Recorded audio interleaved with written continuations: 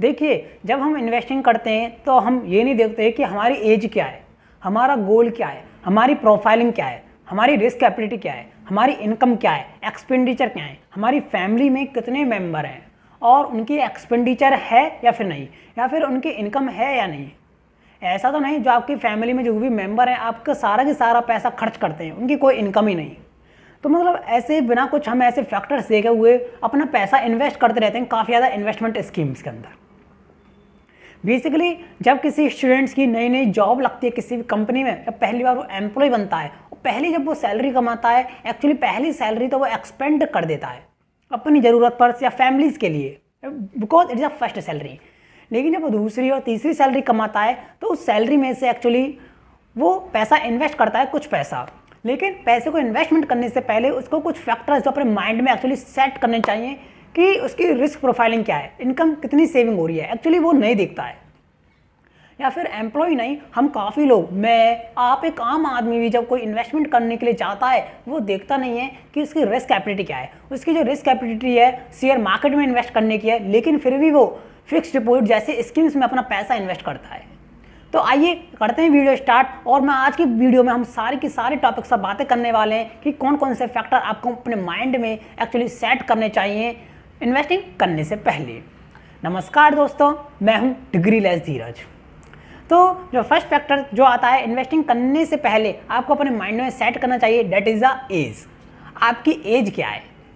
As को यहाँ पर हम दो कैटेगरी में बांटते हैं, यंग इन्वेस्टर हो आप या फिर आप एक ओल्डर इन्वेस्टर हो। यानी यंग इन्वेस्टर, अगर आपकी जो एज है 21 साल है या फिर 23 से 24 साल है, राइट। अगर आपकी एज जो है 21 साल है या 23 से 24 साल है, आपने नई नई कंपनियां भी ज्वाइंस की है, तो आपके पास एक्चुअली अभी घर की इतनी रेस्पॉन्सिबिलिटीज नहीं होती हैं, because you are a younger investors. और आपके जो पेरेंट्स हैं आपके घर की रेस्पॉन्सिबिलिटी को जब भी संभालते हैं, है ना। बेसिकली जब किसी स्टूडेंट की नई नई जॉब लगती है तो उसके पेरेंट्स ही उस अपने घर की रेस्पॉन्सिबिलिटी को हैंडल करते हैं, स्टूडेंट नहीं करता है इतनी। तो यहाँ पर जो स्टूडेंट है या फिर कोई भी पर्सन हो, उसकी जो एज है 23 से 24 साल है और उसके पास जो है कोई रेस्पॉन्सिबिलिटी नहीं है, तो वो जो है एक इक्विटी मार्केट यानी शेयर मार्केट में अपना पैसा निवेश कर सकता है। यानी कि एक रिस्क वाली जगहों पर पैसा इन्वेस्ट कर सकता है जहाँ पर रिटर्न भी हाई होता है और रिस्क भी हाई है, बिकॉज उसके पास जो है एक फैमिली की रेस्पॉन्सिबिलिटीज नहीं है, हाउस की रेस्पॉन्सिबिलिटीज नहीं है, एक उसके सामने एक लॉन्गर प्रोफेशनल लाइफ होती है। तो एक लॉन्गर होरिजन टाइम को रखते हुए अपने माइंड में वो एक लॉन्ग टाइम के लिए यानी शेयर मार्केट में पैसा निवेश कर सकता है। लेकिन वहीं अगर हम बात करते हैं ओल्डर इन्वेस्टर, यानी कि जैसे लाइक एज आपके पेरेंट्स जिनकी जो एज है समथिंग 40 या 45 साल होती है, या फिर अगर आपकी भी एज अगर 23 से 24 साल है, लेकिन अब आपके हाथ में घर की कुछ रेस्पॉन्सिबिलिटी है, घर के जो मेंबर्स हैं आपके उनके एक्सपेंडिचर्स रहते हैं, तो इस कंडीशंस में आप जो है फिक्स्ड डिपॉजिट जैसी स्कीम्स में पैसा इन्वेस्ट कर सकते हैं। फिक्स्ड डिपॉजिट मतलब और भी जो भी कोई स्कीम्स हो जिसके अंदर रिस्क ना हो, रिटर्न बेशक कम हो लेकिन रिस्क ना हो, आप ऐसे स्कीम्स में पैसा इन्वेस्ट कर सकते हैं। बिकॉज आपके सामने जो है एक रेस्पॉन्सिबिलिटी है अपने घर से रिलेटेड।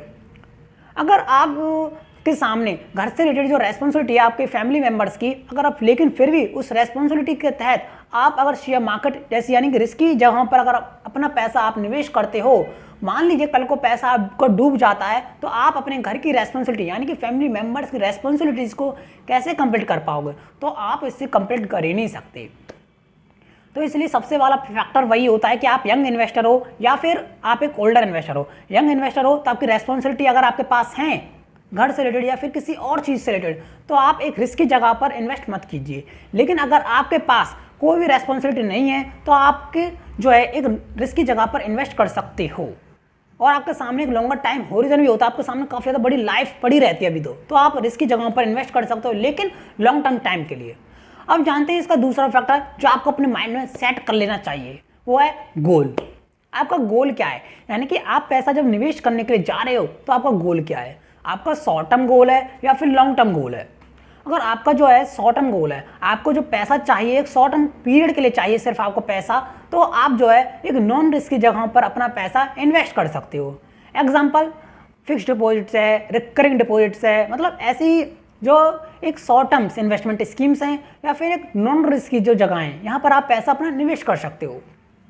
लेकिन अगर वहीं आपका जो दूसरा ऑप्शन है एट द लॉन्ग टर्म, अगर आपको जो पैसा चाहिए एक लॉन्ग टर्म के लिए चाहिए, यानी कि 4 साल बाद 5 साल बाद आपको पैसे की नीड है, तो आप इस जगह पर जो है रिस्की जगहों पर इन्वेस्ट कर सकते हो, यानी कि इक्विटी मार्केट या म्यूचुअल फंड जैसी जगहों पर आप एक long term point of view के लिए इन्वेस्ट कर सकते हो, जहां पर आपको एक अच्छा खासा रिटर्न देखने को मिल जाता है। लेकिन फिर भी आपके 2 पॉइंट्स और आते हैं इसके अंदर, यानी कि कुछ लोगों की जो ज़रूरत होती हैं वो बहुत ज़्यादा होती हैं, डेट इज़ नॉन नेगोशिएबल्स, यानी कि ऐसी ज़रूरतें जिनके बिना आप रह ही नहीं सकते। आपको पैसा किस लिए चाहिए? चिल्ड्रन की एजुकेशन के लिए पैसा चाहिए, या फिर उनकी मैरिज के लिए पैसा चाहिए, या फिर आपको अपनी हेल्थ से रिलेटेड पैसा चाहिए, बिकॉज हेल्थ का ध्यान रखना भी आने वाले फ्यूचर में बहुत ज़्यादा ज़रूरी है। अगर आपको अपने चिल्ड्रन की एजुकेशन के लिए, उनकी मैरिज के लिए या फिर हेल्थ के लिए पैसा चाहिए, तो इस जगह पर जो है सेफ्टी फर्स्ट प्रायोरिटी है, यानी कि आप अपनी पैसे को ऐसी जगह पर इन्वेस्ट कीजिए जहाँ पर सेफ्टी हो। रिटर्न भी सब कम हो चलेगा, लेकिन सेफ्टी होनी जरूरी है। रिस्क ना लीजिए उस जगह पर, बिकॉज ये रिस्क वाले काम नहीं, ये बहुत ज़्यादा ज़रूरी है। लड़के की शादी करना, बच्चों की शादी करना, उस पर उनकी एजुकेशन पर पैसा खर्च करना, एजुकेशन के लिए उनको पैसा दिलाना, ये बहुत ज़्यादा ज़रूरी है। लेकिन वहीं जो दूसरे होते हैं नेगोशिएबल, यानी कि ऐसे काम जो ज़्यादा ज़रूरी नहीं होते, लाइक एज दी आपको कहीं टूर पर जाना है घूमने के लिए, गोवा या फिर USA, लंदन, हांगकॉन्ग, तो ऐसी जगहों पर भी आप पैसे को इन्वेस्ट कर रखते हो ताकि आप एक अच्छा रिटर्न कमा सको और ऐसी जगहों पर घूमने जा सको। लेकिन आप इसके लिए जो है रिस्क वाली स्कीम ले सकते हो, बिकॉज घूमने जाना USA, London, it is not important, ये कंपलसरी नहीं है एक्चुअली। तो ये जब कंपलसरी नहीं है तो आप इसके लिए जो है इक्विटी मार्केट या फिर म्यूचुअल फंड में जो एक हायर रिटर्न प्रोवाइड कराता है और हायर रिस्क के साथ आप ऐसी जगहों पर निवेश कर सकते हो अपना पैसा। ये जरूरी नहीं है इसलिए, लेकिन जहां आपको पैसा बहुत ज़्यादा ज़रूरी है अपने बच्चों के लिए, तो ऐसी जगहों पर जो है रिस्क बिल्कुल नहीं लेना चाहिए। बिकॉज अगर आप ऐसी जगहों पर रिस्क लोगे तो आपको पैसा नहीं मिल पाएगा। मान लेते हैं अगर कल को आपको पैसा ना मिले ऐसी जगहों पर जहाँ पर रिस्क है, तो आप अपने बच्चों की एजुकेशन पर खर्च कैसे करोगे, उनकी शादी के लिए एक्सपेंडिचर कैसे करोगे। इसलिए अब जानते हैं इसका तीसरा फैक्टर है प्रोफाइल। आपकी प्रोफाइल क्या है? एक्चुअली जो मोस्टली लोग होते हैं अपनी प्रोफाइल को ध्यान में ना रखते हुए ही अपना पैसा इन्वेस्ट करते रहते हैं। प्रोफाइल का मतलब क्या है यहाँ पर? रिस्क कैपेबिलिटी, यानी कि आपकी रिस्क कैपेबिलिटी क्या है। आप अपनी सबसे पहले रिस्क कैपेबिलिटी देखिए। मान लेते हैं आपकी जो रिस्क कैपेबिलिटी है एक शॉर्ट टर्म्स के लिए है, यानी कि आपको जो है एक फिक्स रिटर्न चाहिए, बस बहुत ही कम आपकी एक इनकम है और आपको एक फिक्स रिटर्न चाहिए, बहुत ही ज़्यादा ज़रूरी काम के लिए चाहिए, तो आप जो है एक नॉन रिस्क की जगह, यानी कि जहाँ पर काफ़ी ज़्यादा रिस्क होता है, आप ऐसी जगह पर पैसा इन्वेस्ट कर देते हो, तो आपका पैसा डूबने के चांसेस काफ़ी ज़्यादा उस जगह पर रहते हैं। तो अब इससे अच्छा तो आप ऐसी जगहों पर इन्वेस्ट कीजिए जहाँ पर रिस्क ना हो। यानी सबसे पहले आप अपनी रिस्क कैपेबिलिटी देख लीजिए। अगर आप रिस्क ले सकते हो तो आप जो है इक्विटी म्यूचुअल फंड्स के अंदर या फिर शेयर मार्केट के अंदर अपना पैसा निवेश कीजिए। लेकिन वहीं अगर आप रिस्क ना ले सकते हो तो आप जो है एक फिक्स रिटर्न प्रोवाइड कराने वाली सिक्योरिटीज़ के अंदर इन्वेस्ट कीजिए, लाइक एज दी PPF है, FD है, अपनी ऐसी जगह पर इन्वेस्ट कीजिए। काफ़ी अच्छा रिटर्न्स आपको देखने को मिल जाता है एक सेफ्टी के साथ। अगर आपकी रिस्क कैपेबिलिटी है तो आप मार्केट में जाइए, शेयर मार्केट की तरफ। अगर आपकी रिस्क कैपेबिलिटी नहीं है, रिस्क ज़्यादा लेने की, आपको फिक्स रिटर्न चाहिए, आपको डर लगता है रिस्क से, या फिर आपको डर लगता है कि हमारा कहीं पैसा डूब ना जाए, फाइनेंशियल लॉस ना हो जाए, तो ऐसी कंडीशन में आपको एक फिक्स सिक्योरिटी, यानी कि जहाँ पर आपको फिक्स रिटर्न मिलता है सेफ्टी के साथ साथ, ये काफ़ी ज़्यादा बेनिफिट रहती है आपके लिए। अब जानते हैं इसका फोर फैक्टर क्या है। वो है इनकम और एक्सपेंडिचर। आपकी इनकम कितनी है और आपके एक्सपेंडिचर कितने हैं। आपकी इनकम मान लेते हैं 40,000 है, लेकिन आप जो है इन्वेस्ट करते हो सिर्फ 10,000, और आप 30,000 को अपने पास रखते हो या फिर उनको एक्सपेंडिचर करते हो। ये डिपेंड करता है आपके इनकम पर और एक्सपेंडिचर पर। अगर आपके एक्सपेंडिचर कम है तो पैसे को ज़्यादा से ज़्यादा निवेश कीजिए, लेकिन अगर आपके एक्सपेंडिचर ज़्यादा हैं तो उन एक्सपेंडिचर को थोड़ा कम कीजिए, यानी कि जो आपकी ज़रूरतें हैं उस पर ही अपने पैसे को एक्सपेंडिचर कीजिए। बस जो आपकी ज़रूरत नहीं है वहाँ से उस पैसे को एक्सपेंडिचर को कम कीजिए और उस पैसे को डिफरेंट जगहों पर पैसे को इन्वेस्ट कीजिए। अगर आपकी इनकम कम भी है ना तो भी आप इन्वेस्ट कीजिए, लेकिन अगर आपकी इनकम थोड़ी ज़्यादा है तो आप थोड़ा पैसा फिक्स यानी कि नॉन रिस्क की जगहों पर इन्वेस्ट कर सकते हो सेफ्टी के साथ, जहाँ पर रिटर्न कम है, लेकिन थोड़ा जो पैसा है वहाँ आप जो है एक रिस्क की जगहों पर इन्वेस्ट कर सकते हो, जहाँ पर जो है थोड़ा रिटर्न भी है और थोड़ा वॉलेटाइल भी मिलता है। तो इनकम और एक्सपेंडिचर भी आपको अपने माइंड में सेट कर लेनी चाहिए आपको अपनी इन्वेस्टमेंट करने से पहले कि आपकी इनकम क्या है और आपका एक्सपेंडिचर क्या है।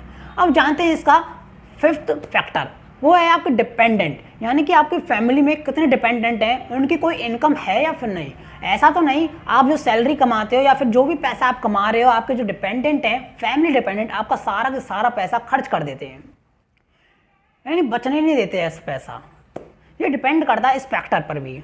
मान लेते हैं कि आपके केस में शायद ऐसा हो सकता है कि आप इनकम कमा रहे हो सैलरी से या फिर अपने बिजनेस से या फिर और किसी काम से आप पैसा कमा रहे हो, लेकिन आपके फैमिली में आपके भाई बहन पैसा नहीं कमाते हैं। ऑब्वियसली पेरेंट्स तो पैसा फिर भी आपके कमाते हैं, लेकिन हम मान लेते हैं आपके पेरेंट्स या फिर भाई बहन कोई भी पैसा नहीं कमाता है, सिर्फ आप अकेले ही अपनी फैमिली में पैसा कमाते हो किसी भी सेक्टर से।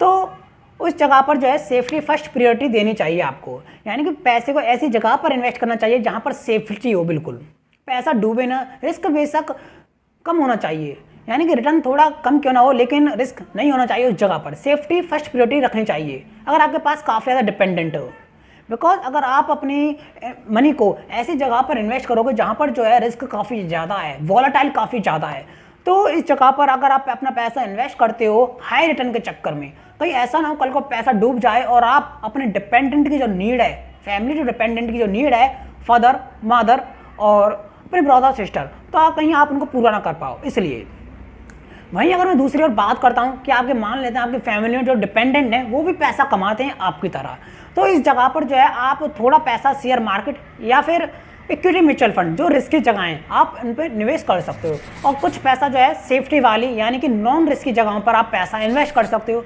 बिकॉज आपकी फैमिली में और भी डिपेंडेंट हैं। मान लेते हैं कल को अगर आपका पैसा डूब जाता है शेयर मार्केट के अंदर, मार्केट क्रैश हो जाती है या फिर आपको लॉस हो जाता है, तो इस जगह पर आपकी फैमिली में कोई है तो सही डिपेंडेंट जो आपकी फैमिली को कंट्रोल कर सकता है, आपकी फैमिली का जो एक्सपेंडिचर है उसको मेंटेन कर सकता है, हैंडल कर सकता है।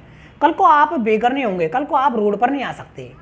तो इसलिए ये फैक्टर भी ध्यान रखने ज़्यादा जरूरी है कि आपकी फैमिली में कितने डिपेंडेंट हैं, उनकी इनकम कितनी है, उनके एक्सपेंडिचर कितने हैं, आपकी इनकम कितनी है, आपकी एक्सपेंडिचर कितने हैं। इन सारे फैक्टर को ध्यान में रखना बहुत ज़्यादा जरूरी है इन्वेस्टमेंट करने से पहले। तो आई होप आपको समझ में आया होगा कि आपके माइंड में सेट तो ये 5 पॉइंट हुए होंगे कि इन्वेस्टमेंट करने से पहले आखिर ये 5 पॉइंट माइंड में रखना काफ़ी ज़्यादा हेल्पफुल है, काफ़ी ज़्यादा ज़रूरी है। बेसिकली जब कोई स्टूडेंट्स नए नए एम्प्लॉयज़ बनते हैं, नई नई कंपनियों में जॉब्स करते हैं, तो वो अपनी सैलरी को ऐसे ही खर्च करते चले जाते हैं, या फिर ऐसे लोग जो अपनी फैमिली को देखते नहीं हैं कि हमारी फैमिली में कितने लोग हैं कितने नहीं हैं, दूसरे के कहने के बहकावे में आ जाते हैं। मतलब दूसरा जब कोई कहता है कि शेयर मार्केट में पैसा निवेश कर दीजिए, उसमें आपको बहुत ही ज़्यादा रिटर्न मिलेगा, बहुत ही ज़्यादा पैसा कमाओगे, लेकिन आप वहाँ देखते नहीं है कि हमारी फैमिली में कितने लोग हैं, उनकी कोई इनकम नहीं है, एक्चुअली वो हमारी सैलरी पर, हमारे इनकम पर ही डिपेंडेंट है। अगर हमारी इनकम बंद हो जाए, सैलरी बंद हो जाए, तो उनका खाना पीना रहना सब खत्म हो सकता है। तो आप ऐसी जगह यानी शेयर मार्केट जगहों पर अपना सारा की सारा पैसा मत इन्वेस्ट कीजिए, कुछ ही पैसा इन्वेस्ट कीजिए, कुछ ही बस। अगर आपके पास काफ़ी ज़्यादा डिपेंडेंट हैं जिनको आपके पैसे की नीड है, तो ये फैक्टर काफ़ी ज़्यादा इंपॉर्टेंट रखते हैं आपकी लाइफ में इन्वेस्टमेंट करने से पहले। और लेकर आता हूँ मैं इसी के साथ और न्यू वीडियो, और मैंने आपके साथ ये डिस्क्रिप्शन में काफ़ी कुछ छोड़ा है इन्वेस्टिंग से रिलेटेड। मैं बनाऊंगा इन्वेस्टिंग को बिल्कुल ईजी और सिंपल आप सभी के लिए।